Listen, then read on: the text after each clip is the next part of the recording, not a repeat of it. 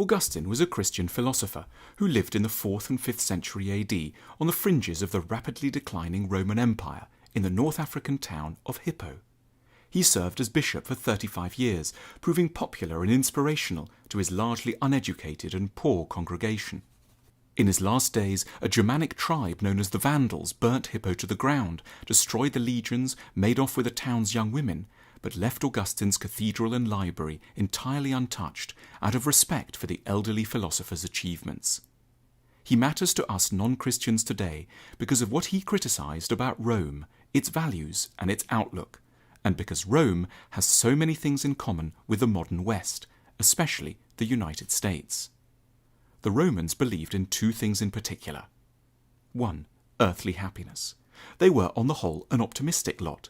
The builders of the Pont du Gard and the Colosseum had faith in technology, in the power of humans to master themselves, and in their ability to control nature and plot for their own happiness and satisfaction.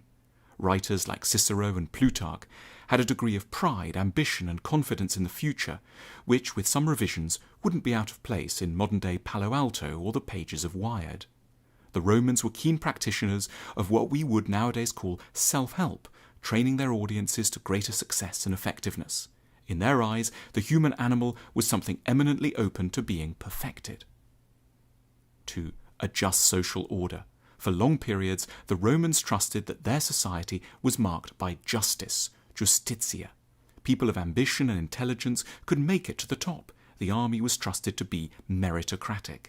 The capacity to make money was held to reflect both practical ability and also a degree of inner virtue. Therefore, showing off one's wealth was deemed honourable and a point of pride, and fame was considered a wholly respectable ideal.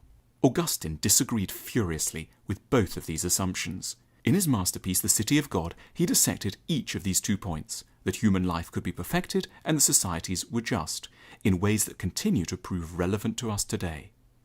It was Augustine who came up with the idea of original sin.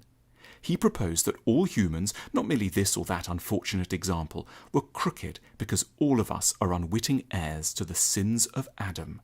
Our sinful nature gives rise to what Augustine called a libido dominandi, a desire to dominate, which is evident in the brutal, blinkered, merciless way we treat others and the world around us. We cannot properly love, for we are constantly undermined by our egoism and our pride. Our powers of reasoning and understanding are fragile in the extreme. Lust haunts our days and nights. We fail to understand ourselves. We chase phantoms. We're beset by anxieties. Augustine concluded his assault by chiding all those philosophers who, in his words, have wished with amazing folly to be happy here on earth and to achieve bliss by their own efforts.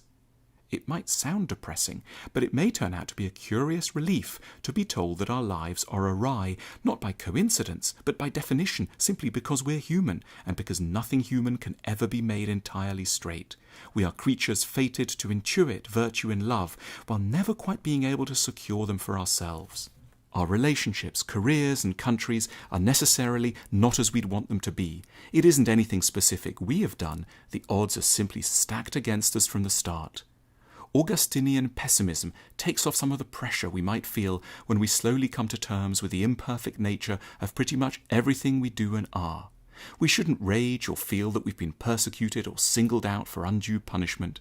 It's simply the human condition, the legacy of what we might as well, even if we don't believe in Augustine's theology, call original sin. Romans had, in their most ambitious moments, thought themselves to be running a meritocracy, a society where those who got to the top were deemed to have done so on the back of their own virtues.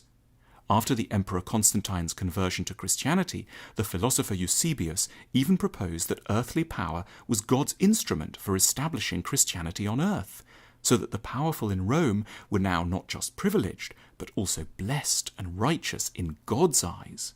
What arrogant, boastful, and cruel claims, responded Augustine. There never was nor ever could be justice in Rome, or indeed anywhere else on earth.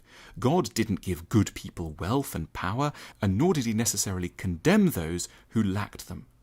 Augustine distinguished between what he called 2 cities, the city of men and the city of God. The latter was an ideal of the future, a heavenly paradise where the good would finally dominate, where power would be properly allied to justice, and where virtue would reign. But men could never build such a city alone, and should never believe themselves capable of doing so. They were condemned to dwell only in the city of men, which was a pervasively flawed society, where money could never accurately track virtue. In Augustine's formulation, true justice has no existence save in that republic whose founder and ruler is Christ. Again, it may sound bleak, but it makes Augustine's philosophy extremely generous towards failure, poverty, and defeat, our own and that of others. It's not for humans to judge each other by outward markers of success. From this analysis flows a lack of moralism and snobbery. It's our duty to be sceptical about power and generous towards failure.